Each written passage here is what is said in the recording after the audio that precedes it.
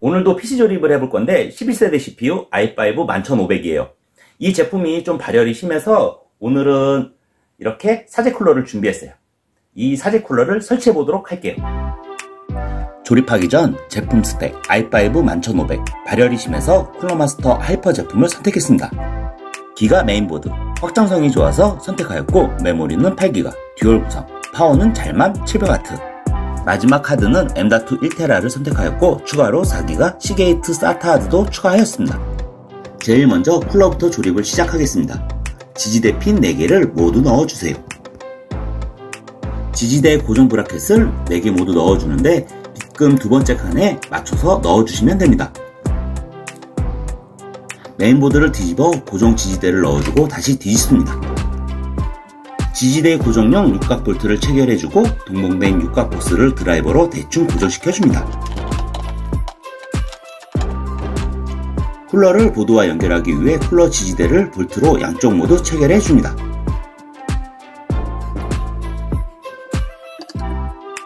여기서 쿨러 스티커를 제거해야 CPU 온도가 내려갑니다. CPU를 장착하고 쿨러를 거치해 보도록 하겠습니다. 걸쇠 레버를 올려주고 CPU를 올려주셔야 합니다. CPU 양쪽 홈이 나와 있는데 여기만 맞춰서 넣어주시면 되고 하단 삼각형 방향을 보고 넣어주셔도 됩니다. 잘 고정이 되었으면 걸쇠를 끝까지 내려서 고정시켜주면 CPU 장착이 완료됩니다. CPU 위에 썸머 그리스를 적당량 발라주는데 쿨러를 올려서 눌렀을 때 그리스가 넘쳐나지 않게만 발라주시면 됩니다.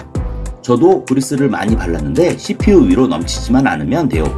이제 쿨러를 올려놓고 볼트를 돌려 고정시켜줍니다. 쿨러를 먼저 빼고 볼트를 한 번에 돌려줘야 하는데 나머지 볼트를 돌려주기 위하여 쿨러를 빼냈습니다. 손으로 돌려서 가체결을 해주고 드라이버로 4군데 모두 단단하게 고정시켜줍니다. 쿨러를 다시 원상태로 밀어 넣어주는데 쿨러 전원 연결하는 방법은 잠시 후에 보여드리겠습니다. 메모리는 하단에 홈을 맞춰서 넣어주고 양옆을 눌러서 고정시켜줍니다. CPU에서 가장 가까운 슬롯이 1번이라 가정했을 때 2번, 4번 포트에 연결하는 게 좋습니다. NVMe M.2 1TB 하드를 메인보드에 장착해야 하는데 보시면 홈을 맞춰서 그냥 밀어 넣어주시면 됩니다. 메인보드 상자 안에 동봉된 나사를 찾아서 드라이버를 이용해 장착해주시면 됩니다. 부팅을 위한 기본적인 가조립이 끝났습니다. 쿨러 케이블을 연결하고 부팅 테스트를 진행하겠습니다. 쿨러를 보시면은 이렇게 케이블이 두 가닥이 나와요. 하나는 LED 케이블이고요. 또 하나는 쿨러 케이블. 둘 다 4핀이라서 보시면은 핀은 비슷하게 생겼는데 연결하는 위치가 틀려요. 이제 보여드리면은 기본적으로 쿨러 케이블은 메인보드 상단 부위에 이렇게 연결이 돼 있어요.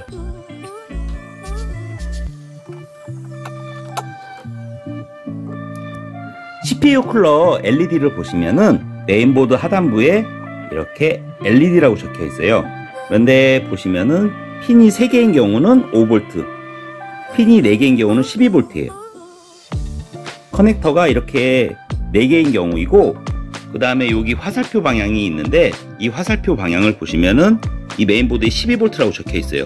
이 방향의 12V에 맞춰서 화살표를 꽂아 주시면 돼요. 정상적으로 연결이 되면 부팅 후 쿨러에 LED가 들어옵니다.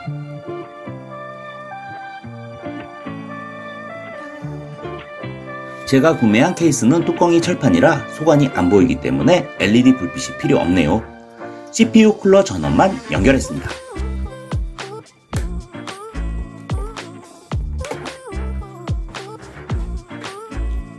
이제 케이스에 보이는 모든 옆 나사를 빼줄게요. 그리고 뚜껑을 열어줄게요.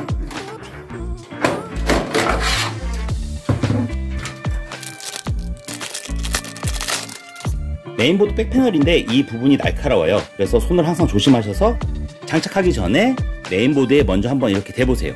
그렇게 되면은 저 같은 경우는 이 USB 포트에 이 백패널이 가려져요. 간섭이 되기 때문에 이걸 확인을 하시고 간섭이 있는 부분을 이렇게 제껴 주시고 간섭이 어디 또 다른 곳에 생겼는지 한번 확인을 해주시고 장착을 해주시는 게 좋아요.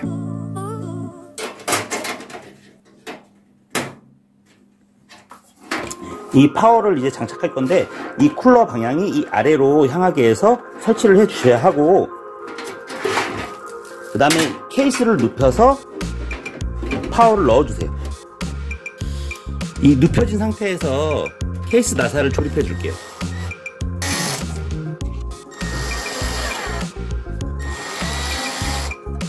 케이스를 세워 주신 다음에 이 파워 자리를 다시 잡아 주시고 강하게 다시 한번 나사를 체결해 주세요.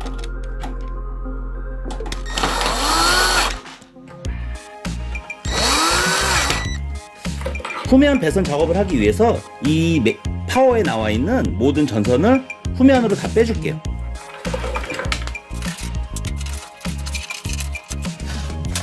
메인보드를 장착하시기 전에 메인보드와 케이스를 연결해주는 핀이 있어요. 이 핀 위치를 잘 확인하시고 연결해 주셔야지, 만약에 잘못 연결하시면 이렇게 납땜 부위에 닿게 되면 쇼트가 나서 메인보드가 고장이 날 수도 있어요.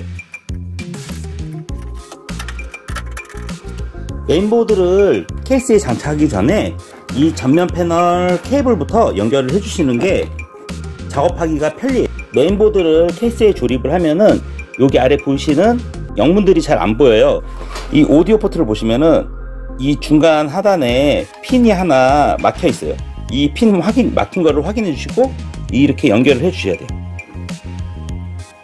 오디오, 그 다음에 USB 포트 같은 경우는 이 맨 끝에 막혀 있어요. 이걸 확인해 주시고 USB 포트를 꼽아 주시고, 이거는 이제 립셋 스위치와 파워 스위치부터 연결해 줄게요. 립셋 스위치와 파워 스위치는 플러스 마이너스가 없기 때문에 그냥 방향 상관없이 연결만 해주시면 돼요. 파워 LED와 하드 LED는 플러스 마이너스가 있기 때문에 플러스 방향이 바깥으로 향하게 해서 꼽아 주시면 돼요. 파워 LED, 하드 LED. 그 다음에 마지막 남은 USB 3.2 포트예요.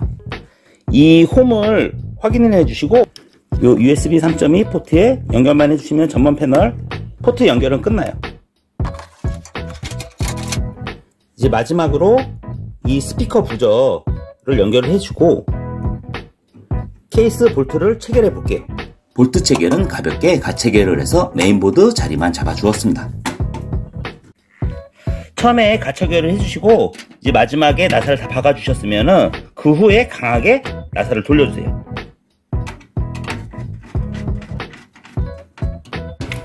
메인보드에 연결되는 24핀 커넥터와 8핀 커넥터 연결하는 걸 보여드릴게요.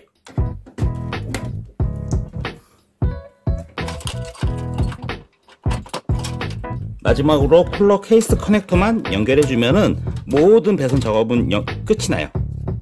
제가 데이터 저장용으로 4테라 하드도 구매를 했는데 하드는 맨 아래 하단부에 장착을 해줄게요. 하나 연결할 때 하드 연결할 때는 이 뒷면 나사를 연결 안 하는데 이 케이스는 너무 좀 흔들거려 가지고 요거는 연결을 해줄게요. 저는 지금 NVMe 하드를 달고 여기에 SATA 하드를 연결을 했어요. 그런데 NVMe 하드 같은 경우는 SATA 포트 1, 2번을 공유 사용을 할 경우도 발생을 하거든요. 보드마다 차이점이 있지만, 그래서 SATA 하드를 저는 3번 포트에 연결을 해 볼게요.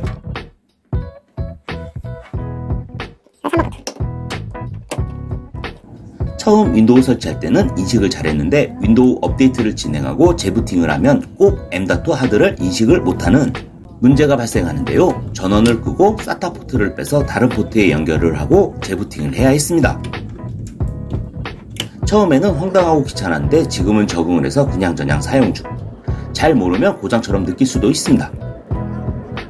이제 후면 배선 작업을 하려고 그랬는데 케이블이 너무 많아가지고 이 후면 배선 작업을 할 수가 없어요. 제가 요번에 그래픽카드를 나중에 구매하려고 700W 좀 좋은 파워를 구매를 해서 사용을 해가지고 어쩔 수 없이 안쪽으로 다 케이블을 밀어 넣을게요. 지금 어쩔 수 없이 이제 전면으로 케이블을 다 넘겼는데 그냥 깔끔하게 정리해가지고 이 안으로 한번 넣어볼게요. 전면 케이스 안쪽으로 공간이 있어서 무난하게 배선을 모두 넣어줄 수가 있었습니다. 공간이 있어서 선 정리를 쉽게 끝냈는데요. 이제 윈도우를 설치하고 기능을 확인해 보겠습니다. 다행히 한방에 윈도우가 잘 설치가 되었습니다. 제일 궁금했던 쿨러 소음 문제 한번 확인해 보겠습니다. 문제가 생겼습니다. 본체에서 쿨러 소음이 들려오는데 다행인 건 CPU 쿨러 아주 조용했습니다. 믿었던 잘만파워에서 소음이 발생했습니다. 헉! 잘만파워 리듬으로 구매했는데 실망입니다. 인코딩 작업을 해주어도 CPU 쿨러는 조용하게 잘 돌아갔습니다. 가정용이라면 문제겠지만 사무용 PC라 이 정도 소음은 들리지도 않습니다.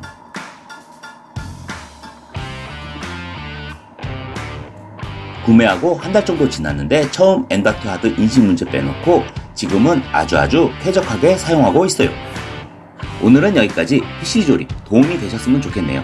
시청해주셔서 감사합니다.